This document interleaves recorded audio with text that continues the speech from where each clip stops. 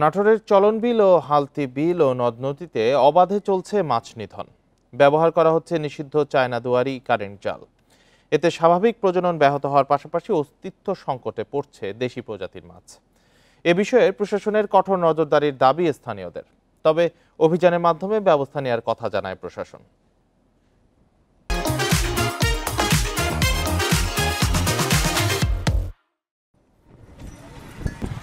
নাটোরের গুরুদাসপুর, নলডাঙ্গা, সিংড়া উপজেলার নদী ও খালবিল মৎস্যভাণ্ডার হিসেবে সুপরিচিত। এসব জলাশয়ে রিং জাল বা হাজারদুয়ারি জাল, চায়না জাল ফেলে অবাধে চলছে মাছ নিধন। স্থানীয়রা বলছেন এর সাথে জড়িত অসাধু জেলে ও প্রভাবশালী মহল। এসব মাছ স্থানীয় বাজারেই প্রকাশ্যে বিক্রি হচ্ছে, কিন্তু প্রশাসনের নেই কোনো নজরদারি। প্রশাসন একটা নীরব ভূমিকা পালন করে। তারা বিভিন্ন দিবস, মৎস্য দিবস, জাতীয় দিবসগুলো বিভিন্নভাবে পালন করতেছে ঢাকঢোল বাজে, কিন্তু এদিকে তাদের নজরদারি খুবই কম। এখানে মাছগুলো আগেই মারা পড়ে যাচ্ছে আর কি, ছোট থাকতে মারা পড়ে যাচ্ছে, যার কারণে মাছগুলো কম হয়ে যাচ্ছে। মৎস্য নিধনে মাছের স্বাভাবিক প্রজনন ব্যাহত হচ্ছে, ধ্বংস হচ্ছে বিলের জীববৈচিত্র্যও। প্রশাসন প্রথম থেকে যে অভিযান করছে এটা একটি খুবই ভালো।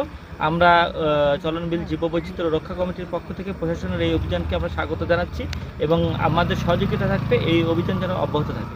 প্রশাসনের দাবি, ভ্রাম্যমাণ আদালতের অভিযানে জেল জরিমানা ও জাল জব্দ করা হচ্ছে। মা ও পোনা মাছ সংরক্ষণে সচেতনতা বাড়ানোই জোর দেওয়া হচ্ছে।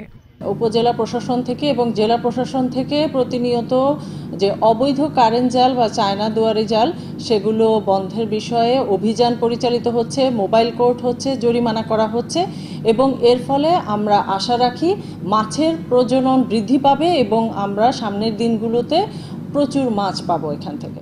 প্রজনন মৌসুমে উন্মুক্ত জলাশয়ে মাছ শিকার নিষিদ্ধ ও শাস্তিযোগ্য অপরাধ। Independent news.